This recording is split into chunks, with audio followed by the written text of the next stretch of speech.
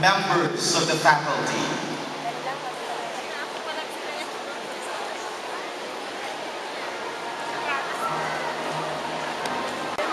Very Reverend Monsignor Policarpio John A. Lusa, PC, PhD, Rector of Colegio de la Purísima Concepcion.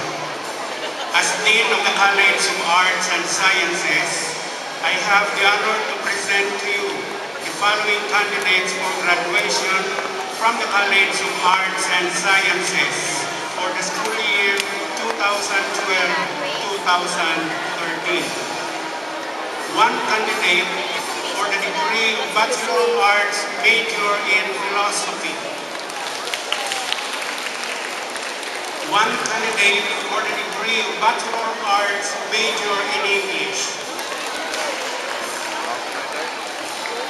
6 candidates for the degree of Bachelor of Arts major in Mass Communication.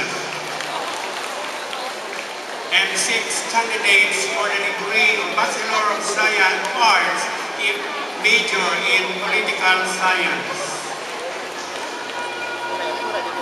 These candidates have satisfactorily complied with all the requirements prescribed for their respective programs as well as those prescribed by the college and approved by the Commission on Higher Education. As Rector of Colegio de la Purísima Concepcion, and by virtue of the power and authority vested upon me by the Commission on Higher Education, I now confer you the degree for Mass Communication, for Philosophy, for English, and the rest. And with that, I would now be asking you to turn your tassels to your right. Congratulations.